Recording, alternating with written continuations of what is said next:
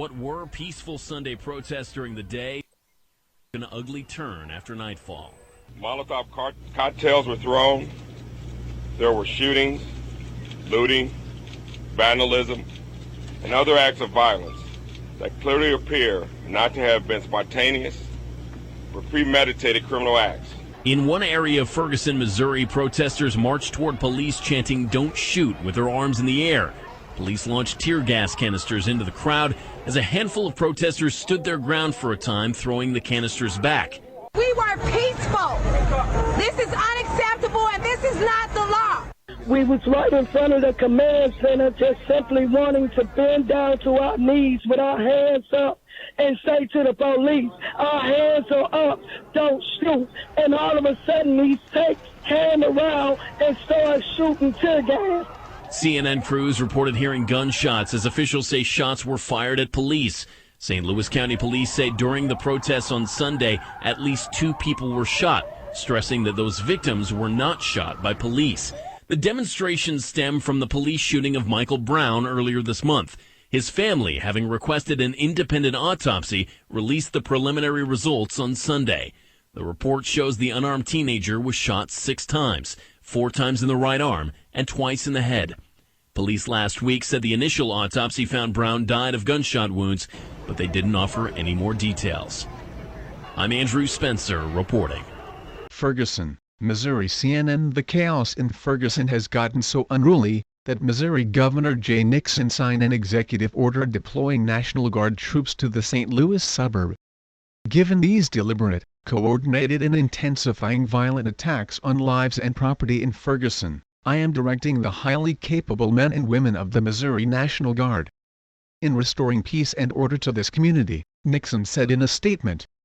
Gunfire, tear gas and Molotov cocktails Sunday night marked some of the fiercest clashes yet between police and protesters furious over the death of an unarmed teenager.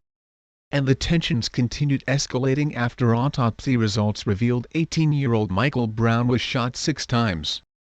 Devolution of protests. What began as peaceful protests spiraled into disarray after 2 civilians were shot and injured, Missouri State Highway Patrol Captain Ron Johnson said. He said those civilians were not shot by police. Tonight, a Sunday that started with prayers and messages of unity, peace and justice took a very different turn after dark, Johnson said early Monday morning.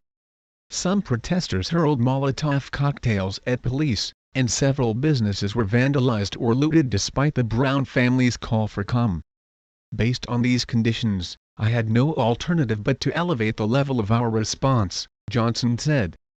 Officers fired tear gas into a crowd of hundreds of protesters, including children, who were marching toward a police command post despite an impending midnight curfew. But protester Lisha Williams challenged the notion that protesters provoked officers. That is a lie.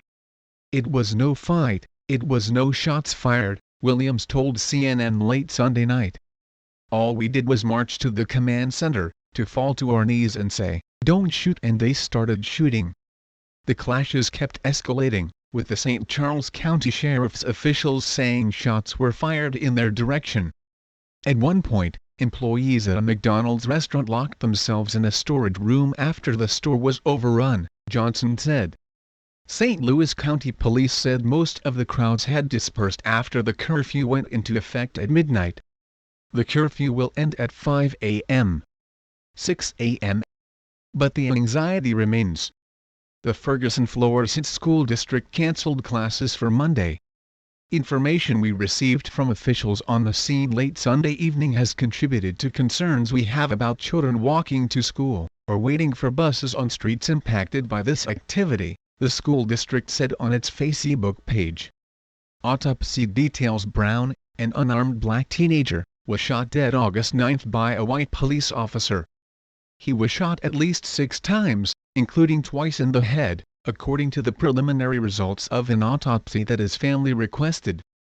Family attorney Anthony Gray said the independent autopsy conducted Sunday found that Brown was shot twice in the head and 4 times in the right arm, all to the front of his body. Last week, the St. Louis County Police Department said an original autopsy found that the teen died of gunshot wounds. But the department wouldn't say how many times he was shot or any other details. According to the preliminary results of the family autopsy, the bullets that struck Brown were not fired from close range, as indicated by the absence of gunpowder residue on his body. One of the bullets shattered his right eye, traveled through his face, exited his jaw and re-entered his collarbone, according to the autopsy. The last two shots were likely the ones to his head, Attorney Gray said. One entered the top of his Brown's skull, suggesting his head was bent forward when he was struck. The independent autopsy was conducted by high-profile pathologist Michael Baden. Baden testified in the O.J. Simpson, Phil Spector and Drew Peterson murder trials. A third autopsy accounts of exactly what happened when Officer Darren Wilson stopped Brown, while the teen was walking down a street very widely. Witnesses said they saw a scuffle between the officer and Brown at the police car, before the young man was shot. Police said Brown struggled with the officer and reached for his weapon. Several witnesses said Brown raised his hands, and was not attacking the officer. U.S. Attorney General Eric Holder has approved another autopsy on Brown's body, the Justice Department said. The autopsy will be conducted by a federal medical examiner. Section for updates every day. Abolish corporate government from my cold dead hands.